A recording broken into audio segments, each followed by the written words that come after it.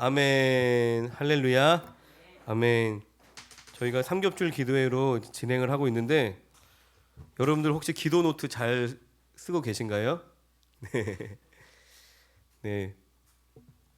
그 기도 노트를 이제 어떻게 써야 되는지 어느 성도님이 저한테 이제 궁금해 하셔 갖고 그냥 제가 간단하게 쓴 거를 한번 소개를 해 드리려고 합니다. 뭐 기도 노트라고 해서 거창하게 이제 어렵게 이제 생각을 안 하셔도 되는데 뭐 저는 간단하게 이렇게 씁니다. 기도 노트 이제 작성하는 그 가이드에 제가 적어놓은 것이 우리 기도 동역자들 기도 짝을 위해서 기도하고 기도하면서 그냥 들었던 생각들 간단하게 이제 적으면 된다고 말씀드렸는데 저는 기도 노트 이제 아침 송현 형제와 6시 반부터 7시 반까지 기도했다. 교회의 방향성에 대해서 머리 대신 예수님을 따라가는 것에 대해서 이제 기도를 하게 하셨다. 그리고 기도 동역자 문예은 자매 또 박은미 사모님을 위해서 기도하였다. 학교와 그리고 다가올 여름 캠프에 중요한 역할을 하시는 두 분을 중보하였다.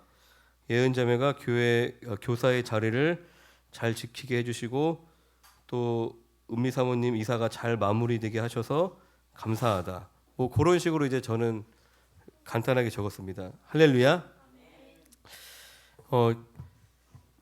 그 우리의 영성이라는 것이 어떤 크고 대단한 일로 인해서 결정되고 만들어지는 것이 아니라 아주 작은 습관들로 인해서 뭐 우리의 건강도 마찬가지죠. 작은 이제 습관이 또 건강에 있어서 되게 큰 영향을 미치는 것처럼 우리 영적인 건강도 우리의 작은 예배 생활, 또 기도 생활, 또 말씀 묵상하는 그 삶들이 우리 안에 잘 습관이 되고 또 잘 세워져 갈 때에 우리가 하나님과 더 깊은 관계를 맺게 되는 줄로 믿습니다. 우리 남은 삼겹줄 기도의 기간 동안도 여러분들 중보는 뭐 제가 누누이 말씀드리지만 중보는 내 기도를 받는 그 지체에게도 물론 유익이지만 중보하는 나에게 가장 큰 유익입니다. 할렐루야. 중보자에게 주시는 그 놀라운 은혜를 그 비밀을 풍성히 누리시기를 바랍니다. 사무엘하 19장 16절부터 30절까지 말씀입니다.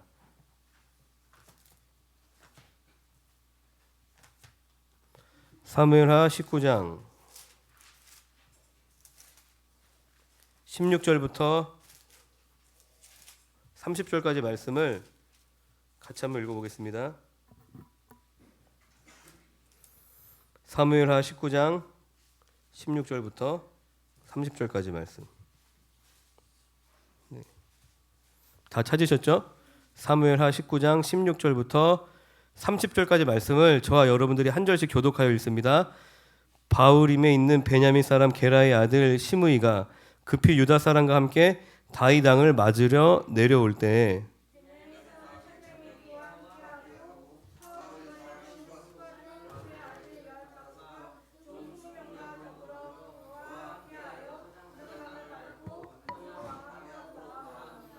왕의 가족을 건너가게 하며 왕이 좋게 여기는 대로 쓰게 하려 하여 나룻배로 건너가니 왕이 요단을 건너가게 할 때에 게라의 아들 시므이가 왕 앞에 엎드려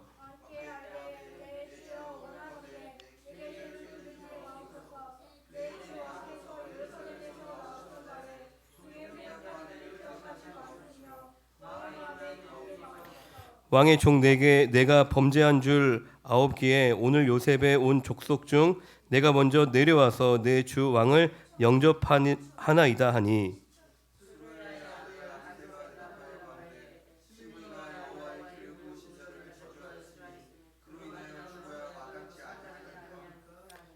다윗이 이르되 스루야의 아들들아 내가 너희와 무슨 상관이 있기에 너희가 오늘 나의 원수가 되느냐 오늘 어찌하여 이스라엘 가운데에서 사람을 죽이겠느냐 내가 오늘 이스라엘의 왕이 된 것을 내가 알지 못하리요 하고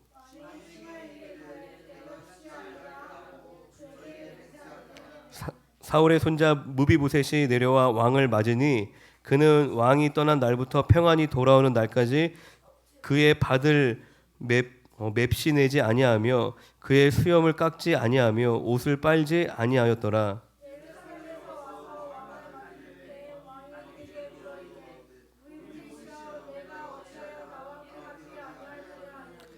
대답하되 내 주 왕이여 왕의 종인 나는 다리를 절므로 내 나귀의 안장을 지워 그 위에 타고 왕과 함께 가려 하였더니 내 종이 나를 속이고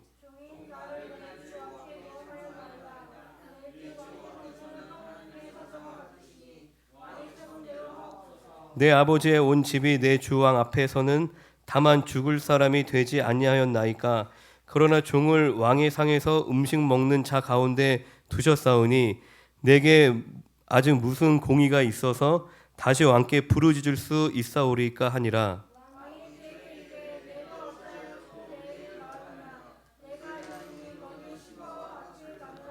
함께 읽습니다. 무비보셋이 왕께 아뢰되 내 주 왕께서 평안히 왕궁으로 돌아오시게 되었으니 그로 그 전부를 차지하게 하옵소서 하니라. 아멘. 할렐루야. 아멘. 우리 친구들도 이제 잘 읽으네요, 성경. 네, 용서라는 것은 우리의 과거를 변화시킬 수는 없지만 우리의 미래를 행복하게 만든다라는 그런 말이 있습니다. 할렐루야. 그러니까 용서를 통해서 진정한 유익을 얻는 사람은 용서를 받는 사람이 아니라 용서를 하는 그 사람이 용서를 통해서 진정한 유익을 누리게 된다는 것입니다. 본문은 다윗이 시므이를 용서하는 장면이 나옵니다. 다윗이 압살롬의 반역을 피해 망령의 길에 올랐을 때 이 시므이가 다윗을 조롱했습니다. 그런데 다윗은 그런 시므이를 용서한 것입니다. 오히려 주변 사람들은 하나님의 기름 부음 받은 다윗 왕을 저주한 시므이를 죽여야 한다라고 말을 했습니다. 그러나 다윗은 시므이를 죽이지 않겠다라고 맹세까지 합니다. 다윗은 왕의 자리로 돌아왔지만 자신의 권력을 함부로 휘둘렀나요? 함부로 휘두르지 않았습니다. 오히려 용서와 화해를 위해 노력했습니다. 이런 다윗의 용서와 화해는 이스라엘의 하나됨의 밑거름이 된 줄로 믿습니다. 공동체가 하나 되기 위해 필요한 것이 두 가지가 있는 것 같습니다. 첫 번째는 하나의 비전, 하나의 뜻을 품는 것입니다. 세상에는 수많은 교회가 있습니다. 저도 신학교를 가기 전에 목회자가 세상에 이렇게 많고 교회도 많은데 나까지 굳이 할 필요가 있을까라는 생각을 했었어요. 그리고 이제 저는 모태신앙도 아니고 목사가 되더라도 내가 사역을 잘 할 수 있을지 그런 고민도 하게 되었습니다. 그런데 하나님께서 부르신 종이라면 반드시 그에게 맡기시는 사명이 있다는 것을 알게 하셨습니다. 마찬가지로 하나님께서 나를 성도로 부르셨다면 반드시 나를 통해 이루실 뜻이 있는 줄로 믿습니다. 그리고 그 뜻에 맞는 몸으로 교회로 인도를 하신다는 것입니다. 여러분들이 이 자리에 앉아 계신 것이 결코 우연이 아닌 줄로 믿습니다. 할렐루야. 더욱이 제가 유명한 목회자도 아니고 예맘교회가 눈에 띄게 큰 교회도 아닙니다. 이 예맘교회의 머리는 담임 목사가 아니라 바로 예수님이신 줄로 믿습니다. 이 담임 목사로부터 모든 성도가 이 예맘교회를 세우신 예수님의 뜻을 깨닫고 그 뜻 안에 한 마음과 한 뜻이 될 때에 교회가 하나가 되는 줄로 믿습니다. 서로 다른 뜻을 품고 다른 길을 걸어가면 교회는 당연히 하나가 될 수 없을 것입니다. 그리고 하나가 되지 못하는 교회는 하나님께서 쓰시기 매우 어려운 교회입니다. 교회가 작고 연약하더라도 한 마음과 한 뜻이 될 때에 주님의 뜻을 이루어드리는 교회가 되는 줄로 믿습니다. 그리고 교회가 하나 되기 위해 또 한 가지 필요한 것은 바로 용서하는 교회가 되는 것입니다. 교회는 성숙한 사람들만 모여있지 않죠. 영적으로 어린아이부터 어른까지 그리고 알곡과 가라지가 함께 섞여 있는 곳이 교회입니다. 그래서 서로의 연약함을 통해서 다듬어지고 성숙해져 가는 것이 하나님의 뜻이지만 이 서로의 연약함이 부딪히고 깎이는 그 과정이 쉬울까요? 결코 쉽지만은 않습니다. 그래서 그 과정을 통해서 서로가 서로에게 마음을 닫고 분열되지 않기 위해서 가장 필요한 것은 서로를 용서하는 것입니다. 내 마음에 드는 사람들이 잔뜩 모여 있다고 교회가 하나 되는 것이 결코 아닙니다. 용서하는 공동체가 바로 하나됨을 누리는 줄로 믿습니다. 이 용서는 부모를 죽인 원수와 같이 극단적인 상황에만 필요한 것이 아닙니다. 매일매일 작은 일상 속에서도 우리는 자주 누군가에게 서운함을 느끼기도 하고 누군가로부터 상처를 받을 때도 많이 있습니다. 별일이 아니라고 그냥 지나칠 때가 많이 있지만 그러한 작은 감정들이 우리 안에 알게 모르게 쌓이는 것입니다. 그러면 어느샌가 서로 간에 벽이 생기고 친밀한 관계가 깨어져 버리는 것입니다. 아무리 작은 갈등이라 할지라도 우리가 무심코 넘어가기보다 서로를 진심으로 용납하고 이해하기 위해 노력하는 우리 사랑하는 성도님들이 되시기를 주님의 이름으로 축원드립니다. 자주 반복하더라도 결코 부족하지 않은 진리가 바로 용서입니다. 이 용서라는 것은 우리가 하나님께 받은 은혜, 받은 사랑의 바로 본질입니다. 내가 죽어 마땅한 죄인임을 아는 것이 하나님과의 관계의 출발이에요. 왜냐하면 내가 죄인임을 알아야지 내가 하나님께 용서받았다는 사실이 믿어지고 그것이 우리에게 은혜로 다가오기 때문입니다. 그리고 내가 용서받은 죄인임을 깨달은 사람만이 또한 누군가를 넉넉히 용서하게 되는 줄로 믿습니다. 내가 누군가를 용서하지 못한다는 것은 어쩌면 내가 하나님으로부터 용서받았다는 사실을 아직 온전히 깨닫지 못한 것일 수도 있다는 것입니다. 내가 진짜 구원받은 내가 리얼 크리스찬이 맞는지 우리가 확인하는 가장 중요한 증거는 내 안에 용서의 마음이 커지고 있느냐인 것입니다. 할렐루야. 내가 단번에 누군가를 100% 용서하지는 못하더라도 내 안에 용서의 마음이 점점 커지고 있다면, 그리고 내가 용서할 수 있는 용납하는 영혼들이 늘어나고 있다면 감사하고 기뻐하시기를 바랍니다. 아직 내 모습이 때때로 부끄럽고 초라하게 느껴져도 우리 안에 계신 그리스도께서 우리 안에 놀라운 일을 이루어가고 계심을 믿으시기를 바랍니다. 내 자신을 보면 절망하는 것이 어쩌면 당연한 것입니다. 그러나 우리 안에 계신 그리스도를 바라볼 때 또 우리 안에 소망이 넘치게 되는 줄로 믿습니다. 이어서 31절에서 43절에는 이 바르실레라는 사람이 나오는데 이 바르실레의 변함없는 섬김의 모습을 볼 수 있습니다. 다윗은 요단강을 건너기 전에 자신을 섬겨주었던 바르실레를 만나게 됩니다. 이 바르실레는 다윗이 마하나임에 거주할 때에 이 필요한 물품을 섬겼던 사람입니다. 이 쫓기는 왕을 돕는다는 것은 어쩌면 자신의 목숨을 걸어야 하는 위험한 일인 거죠. 내가 도왔던 왕이 만약에 완전히 쫓겨나 버렸어. 그러면 새로운 왕에게 죽임을 당하게 되는 일이죠. 그러나 바르실레는 다윗이 왕일 때나 도망자일 때나 항상 변함없이 다윗을 섬겼습니다. 할렐루야. 나에게 이러한 친구, 이러한 동료, 또 이러한 동역자가 있다는 것은 정말 매우 행복한 일인 것입니다.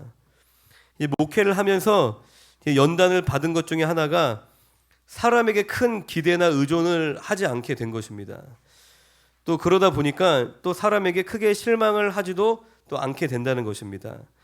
영원히 함께할 것처럼 이야기하다가 간이고 쓸개도 다 빼줄 것처럼 이야기하다가 하루아침에 변심하고 등을 돌리는 사람들을 수없이 겪으면서 물론 마음이 힘든 적도 많았지만 이 사람에 대한 기대와 의존을 점점 더 내려놓게 되었던 것 같습니다. 그러면서 처음에는 내가 상처받고 내가 서운한 것만 생각을 했는데 나중에는 생각이 조금씩 바뀌더라고요. 내 안에는 저런 모습이 없나? 그리고 나로 인해 누군가가 이러한 상처를 받지 않도록 나는 변함없는 사람이 되어야겠다. 이러한 기도를 하도록 하나님께서 인도를 해주신 것 같아요.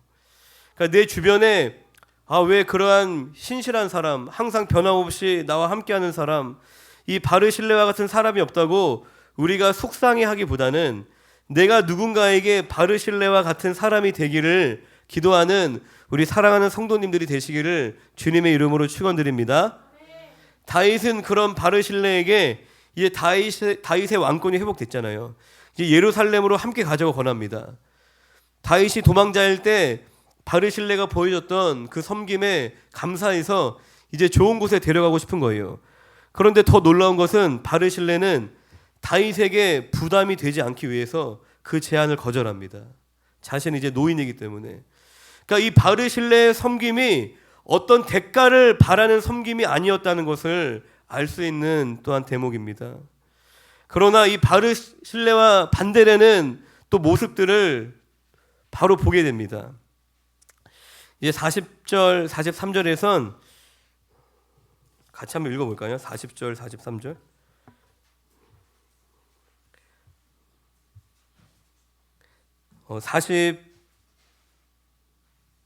40절부터 43절까지 19장 사무엘하 19장 40절에서 43절까지 같이 읽어보겠습니다. 시작. 왕이 길갈로 건너오고 기맘도 함께 건너오니 온 유다 백성과 이스라엘 백성의 절반이나 왕과 함께 건너니라. 온 이스라엘 사람이 왕께 나와 왕께 아뢰되 우리 형제 유다 사람들이 어찌 왕을 도둑하여 왕과 왕의 지방과 왕을 따르는 모든 사람을 인도하여 요단을 건너가게 하였나이까 하매 모든 유다 사람이 이스라엘 사람에게 대답하되 왕은 우리의 종친인 까닭이라 너희가 어찌 이 일에 대하여 분내느냐 우리가 왕의 것을 조금이라도 얻어먹었느냐 왕께서 우리에게 선물로 주신 것이 있느냐 이스라엘 사람이 유다 사람에게 대답하여 이르되 우리는 왕에 대하여 10 몫을 가졌으니 다윗에게 대하여 너희보다 더욱 관계가 있거늘 너희가 어찌 우리를 멸시하여 우리 왕을 모셔오는 일에 먼저 우리와 의논하지 아니하였느냐 하나 유다 사람의 말이 이스라엘 사람의 말보다 더 강경하였더라. 할렐루야. 이 다윗 왕을 두고 유다 지파와 이스라엘 지파 간에 분쟁이 일어납니다. 다윗이 요단강을 건너는 일을 유다 지파가 도왔는데 이제 나머지 10 지파가 문제를 제기한 거예요.